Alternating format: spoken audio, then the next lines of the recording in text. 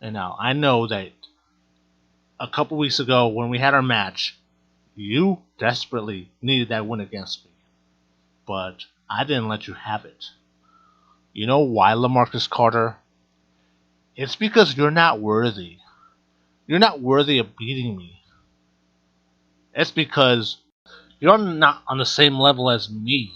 You're not on the same level as Danny Jackpot, the Great D, Jonathan Magnum, Sherman Sampson, JC Wolf, or even a Malik Brown, a Smokey, or a Raging Redneck Ray Geddes, or even a Ringmaster or Peter Blackwell. Hell, I wouldn't even put you on the same level as Trey Steele or even Rick Acid.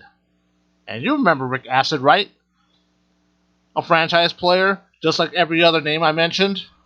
And you know one of the reasons why you got a singular world title reign in your long career in CEW, which is almost as long as mine, by the way, is because all the talent that was in World CEW Wrestling at the time was either injured, suspended, or in the case of Rick Acid, couldn't afford to keep him anymore. And that's one of the reasons why Rick Acid was drafted number 1 overall in 2010, and then they had to put the world title on him in his rookie year. It's because he's a franchise player, and you're not. And with all that being said, what makes you think you can beat me? You're already 0-2 against me. So, our next encounter is going to be more the same. So, why did the brass thought it was a good idea to put us in a feud against each other? Oh, only because we've had a couple of backstage disagreements, a couple of backstage fights. And why was it? Because of differences of opinions? Are you kidding me? It definitely shows your professionalism, or lack thereof. And they thought that this was a good idea to square us off against each other. Come on, bro. No. You're not worthy. And let me ask you this, LeMarcus Carter.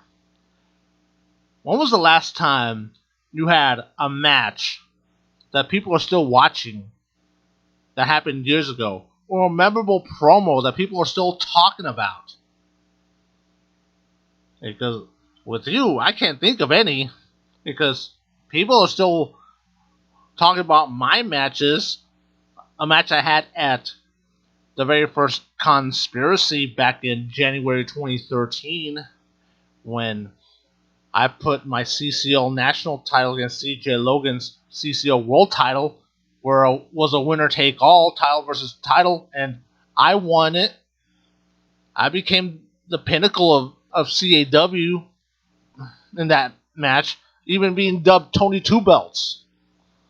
And people are still talking about my match against Danny Jackpot, where we put a 5-star classic, where it was so good that the Super Mario Brothers attacked us out of pure jealousy.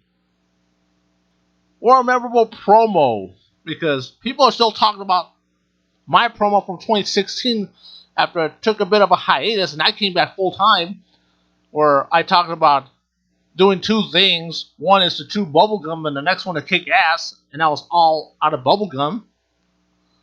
People are still talking about that. Here's the one thing about you, LeMarcus Carter. You don't stand out. You're just there. You're just another guy in the locker room. And the worst part about it all, you're just okay with that. It's like you have a level of apathy that you don't care if you become a main eventer or not. I don't think you even care if you become a jobber for the rest of your career. And that's just sad. And I know I'm one to be blunt and put things and be very direct with people, but goddamn, like that's something I don't say to too many people in CEW. There's one person that I would say that's better than you right now, and his name is Tim Rage. Someone that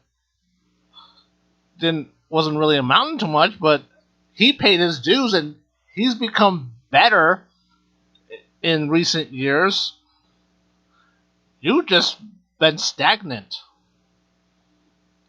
And really, there's really not much else to say, LeMarcus Carter. Because our next encounter, whether it's going to be another one-off, another one-on-one match, or I team up with my brother and take away your tag team titles, it's going to be another loss for you. I don't think you take this serious either, because when you made your way to the ring, you look like the Mad Hatter looking to go to a tea party with Alice in Wonderland. So why should I take you serious? Yeah, you're taller than me, but I still kicked your ass. So in our next encounter, I want you to make a choice here, LeMarcus Carter. I want you to pick between going one-on-one again against the Playmaker XtremeTony, where I'll embarrass you, outclass you, and then after the match is over, I'll shake your hand, and then you can go about your way and just putting young talent over, because that's all you're good for at this point in your career.